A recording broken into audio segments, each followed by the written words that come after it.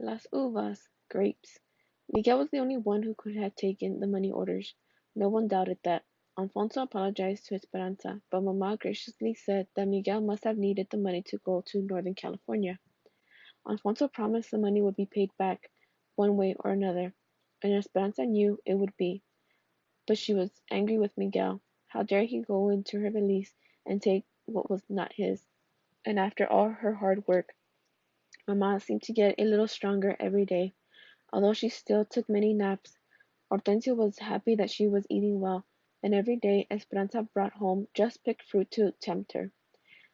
A few weeks later, Esperanza stood on the shed dock in the morning and marveled at the peaches, plums, and nectarines that poured into the shed. "How will we ever sort them all?" she asked. Josefina laughed. "One piece at a time. It gets done." They started with the small white clingstone peaches, and then the larger yellow Albertas. Mamma loved the white peaches, so Esperanza set aside a bag for her. Then after lunch they sorted the flaming gold nectarines.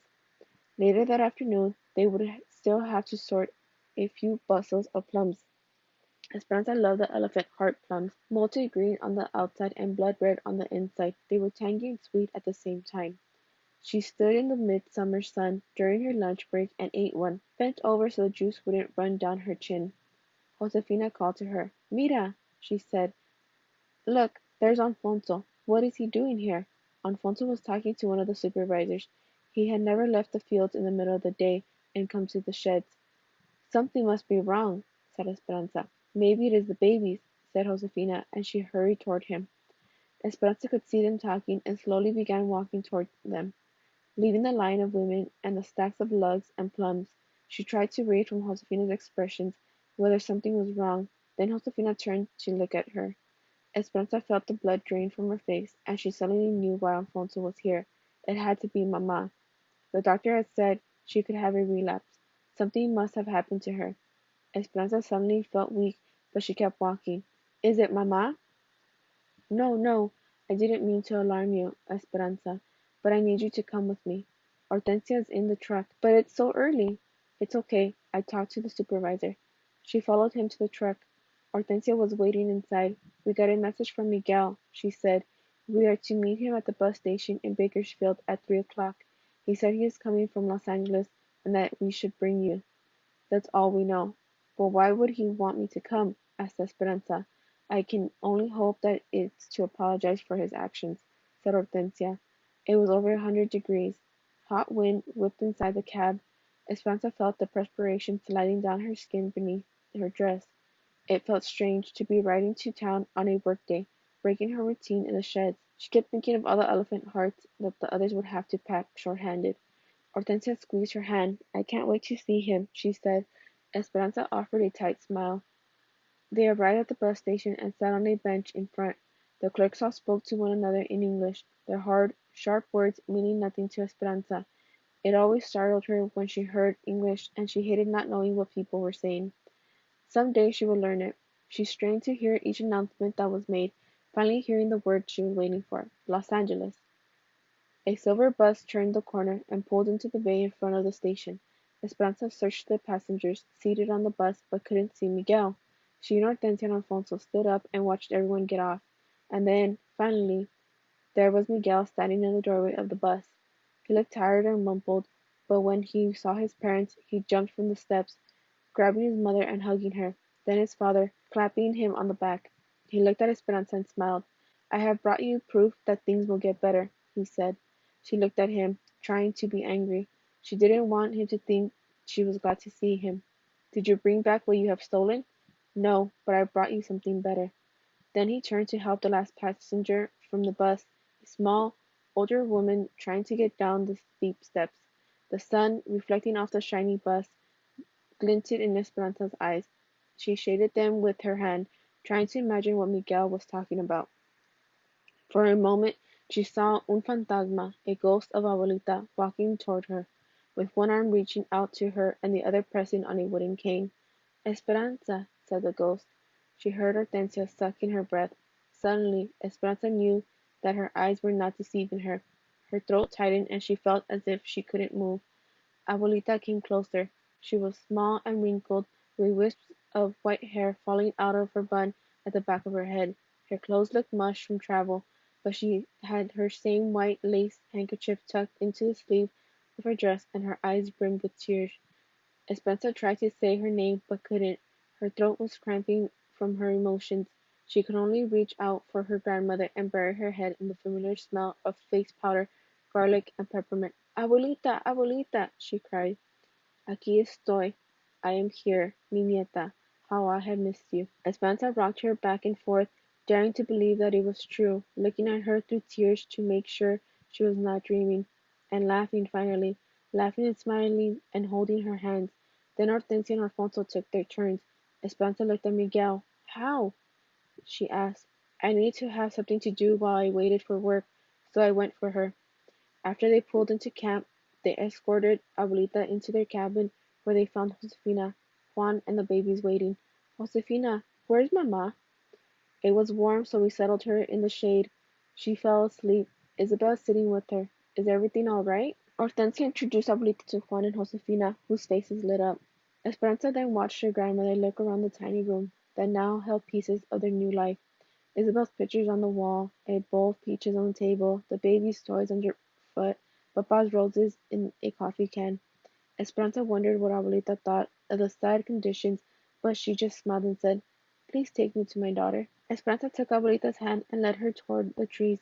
She could see Mamá reclining in the shade near the wooden table. A quilt was spread on the ground nearby, where the babies usually played. Isabel was running back from the vineyard, her hands full of wildflowers and grapevines. She saw Esperanza and ran toward her and Abuelita. Isabel stopped in front of them, her face flushed and smiling. Isabel, this is Abuelita. Isabel's eyes widened and her mouth popped open in surprise. Do you really walk barefoot in the grapes and carry smooth stones in your pockets? Abuelita laughed, reached deep into the pocket of her dress, pulled out a flat, slick stone, and gave it to Isabel. She looked at it in amusement, then handed Abuelita the wildflowers. I think you and I will be good friends, Isabel. Yes? Isabel nodded and stepped aside so Abuelita could go to her daughter. There was no way to prepare Mamá. Esperanza watched Abuelita walk to where Mamá slept, resting on the makeshift lounge. She was framed by the vineyard, the grapes ripe and ready to drop. Abuelita stopped a few feet from Mamá and looked at her. A stack of lace carpetas was at Mamã's side, as well as her crochet needle and thread. Abuelita reached out and stroked her hair, gently pulling the loose strands away from Mamã's face and smoothing them against her head. Softly, Abuelita said, Ramona? Mamá did not open her eyes, but said, as if she was dreaming, Esperanza, is that you? No, Ramona, it is me, Abuelita. Mamá slowly opened her eyes. She stared at Abuelita with no reaction, as if she was not really seeing her at all. Then she lifted her hand and reached out to touch her mother's face, making sure that the vision was true. Abuelita nodded. Yes, it is me. I have come. Abuelita Mamá uttered no words that anyone could understand. It was their own language of happy exclamations and overwhelming emotions. Esperanza watched them cry, and she wondered if her own heart would burst from so much joy. Oh, Esperanza, said Isabel, jumping up and down and clapping. I think my heart is dancing. Esperanza barely choked out the whisper, Mine too. Then she picked up Isabel and spun her around in her arms. Mamá would not let go of Abuelita. She scooted over and made Abuelita sit next to her and held on to her arms as if she might disappear. Suddenly Esperanza remembered her promise, ran back to the cabin and returned, carrying something in her arms. Esperanza, said Abuelita, could that possibly be my blanket? Did you finish it? Not yet, she said, unfolding the blanket. Mamá held one end and Esperanza pulled the other end. It reached from the chinaberry tree to the mulberry. It could have covered 3 beds. They all laughed. The yarn was still connected, waiting for the last row to be finished. They all gathered on the quilt and at the table. Esperanza sat down and pulled the massive blanket next to her, took the needle, and began crocheting the final stitches. When Mamá could finally speak, she looked at Abuelita and asked the same thing Esperanza had asked. How did you get here? Miguel, said Abuelita. He came for me. Luis and Marco have been impossible. If I went to the market, one of their spies would follow me. I think they thought you were still in the area and would eventually come back for me. 10 stitches up to the top of the mountain, Esperanza listened to Abuelita tell Mamá about how infuriated Tío Luis had been when he found out they were gone. He'd become obsessed with finding them and questioned all of the neighbors, including Señor Rodriguez. They had even come to the convent to question her sisters, but no one told him anything. At one stitch, a few months after they left, she'd had a premonition that something was wrong with Mama. The feeling would not let go of her, so she lit candles every day for months and prayed for their safety. 9 stitches down to the bottom of the valley. Then one day, when she had almost given up hope, she found an injured bird in the garden that she did not think would fly again. But the next morning, when she approached it, the bird lifted into the sky. She knew it was a sign that whatever had been wrong was better. Skip one stitch. Then one of the nuns brought her a note that someone had left in the poor box addressed to her. It had been from Miguel. He suspected Abuelita was being watched, so he delivered his notes after dark, telling her of his plan. 10 stitches up to the top of the mountain. Miguel and Señor Rodriguez came in the middle of the night and took her to the train station. It was all very exciting, and Miguel didn't leave her side once during the entire trip. He brought her all the way here. Add one stitch. He said that Ramona and Esperanza needed her. He was right, said Mamma, her eyes teary again, gratefully looking at Miguel. Mountains and valleys, so many of them, thought Esperanza. When a strand of her hair fell into her lap, she picked it up and wove it into the blanket, so that all the happiness and emotion she felt at this moment would go with it forever. When Esperanza told Abuelita their story, about all that had happened to them, she didn't measure time by the usual seasons. Instead, she told it as a field worker, in spans of fruits and vegetables, and by what needed to be done to the land. They had arrived in the valley at the end of the grapes. Thompson seedless, red malagas, and the blue-black ribers. Mamma breathed in the dust at the end of the grapes, and that's when she got sick. Then it had been time to prune the grapes and get ready for potatoes. Working potatoes was the heart of winter and the cold that dampened the bones, and during potato eyes, Mamma had gone to the hospital. There had been no months with names, only the time of tying canes and mist, the ghost of grapes and the gray days that never warmed. But afterward came the anticipation of spring, and valley pregnant with needs, graceful asparagus, ripening vineyards, and growing trees. Then early peaches called, crickets in the fields started their nightly symphonies, and Mamma came home. Abuelita arrived during plums, and now the grapes were delivering another harvest, and Esperanza was turning another year. A few days before her birthday, Esperanza begged Miguel to drive her to the foothills before sunrise. There was something she wanted to do. She woke in the dark and tiptoed from the cabin. They followed the dirt road and headed east and parked when they could no longer go further. In the gray light, they could see a small footpath to a plateau. When they got to the top, Esperanza looked out over the valley. The cool, almost morning air filled her senses. Below she could see the white roofs of the cabins in straight rows, the fields beginning to take form, and over the eastern mountains a hopeful brightening. She bent over and touched the grass. It was cool but dry. She lay down on her stomach and patted the ground next to her. Miguel, did you know that if you lie on the ground and stay very still, you can feel the earth's heart beating? He looked at her skeptically. She patted the ground again. Then he lay down as she was, facing her. Will this happen soon, Esperanza? Aguántate tantito y la fruta caerá en tu mano. Wait a little while and the fruit will fall into your hand. He smiled and nodded. They were still. She watched Miguel watching her, and then she felt it, beginning softly, a gentle thumping, repeating itself, then stronger. She heard it, too. Shoom, shoom, shoom. The earth's heartbeat, just like she had felt it the day with Papa. Miguel smiled, and she knew that he felt it, too. The sun peeked over the rim of a distant ridge, bursting the dawn onto the waiting fields. She felt its warmth washing over her, and turned on her back and faced the sky, staring into the clouds now tinged with pink and orange. As she rose, Esperanza began to feel as if she rose with it, floating again, like that day on the mountain when she first arrived in the valley. She closed her eyes, and this time she did not careen out of control. Instead, she glided above the earth, unafraid. She let herself be lifted into the sky, and she knew that she would not slip away.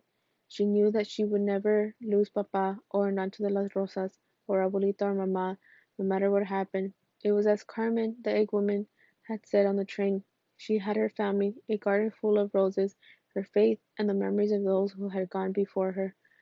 But now she had even more than that, and it carried her up as on the wings of the phoenix. She soared with the anticipation of dreams she never knew she could have, of learning English, of supporting her family, of someday buying a tiny house. Miguel had been right about never giving up, and she had been right, too, about rising above those who held them down. She hovered high above the valley, its basin surrounded by the mountains. She swooped over Papa's rose blooms, buoyed by rosehips that remembered all the beauty they had seen. She waved at Isabel and Abuelita, walking barefoot in the vineyards, wearing grapevine wreaths in their hair. She saw Mamma sitting on a blanket, a cacophony of color that covered an acre in zigzag rows. She saw Martha and her mother walking in an almond grove, holding hands. Then she flew over a river, a thrusting torrent that cut through the mountains, and there, in the middle of the wilderness, was a girl in a blue silk dress and a boy with his hair slicked down, eating mangoes on a stick carved to look like exotic flowers, sitting on a grassy bank on the same side of the river. Esperanza reached for Miguel's hand and found it, and even though her mind was soaring to infinite possibilities, his touch held her heart to the earth. Estas son las mañanitas que cantaba el rey David, a las muchachas bonitas se las cantamos aquí. Despierta, mi bien, despierta, mira que ya amaneció, y a los pajaritos cantan, la luna ya se metió. These are the morning songs which King David used to sing to all the pretty girls. We sing them here to you.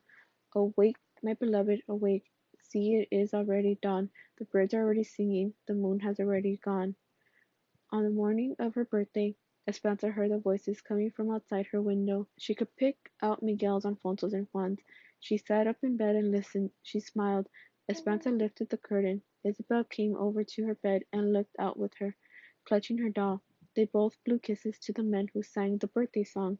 Then Esperanza waved them inside, not to open gifts, but because she could already smell coffee coming from the kitchen. They gathered for breakfast. Mamma and Abuelita, Hortensia and Alfonso, Josefina and Juan, the babies and Isabel. Irene and Melina came too, with their family. And Miguel. It wasn't exactly like the birthday of her past, but it would still be a celebration, under the mulberry and chinaberry trees, with newborn rosebuds from Papa's garden. Although there were no papayas, there was cantaloupe, lime, and coconut salad, and machaca burritos topped with lots of laughter and teasing. At the end of the meal, Josefina brought out a flan de almendras, Esperanza's favorite, and they sang the birthday song to her again. Isabel sat next to Abuelita at the wooden table. They each held crochet hooks and a skein of yarn. "Now watch, Isabel. 10 stitches up to the top of the mountain." Abuelita demonstrated, and Isabel carefully copied her movements. The needle rocked awkwardly at the end of her beginning rows. Isabel held up her work to show Esperanza. "Mine is all crooked." Esperanza smiled and reached over and gently pulled the yarn, unraveling the uneven stitches. Then she looked into Isabel's trusting eyes and said, "Do not ever be afraid to start over."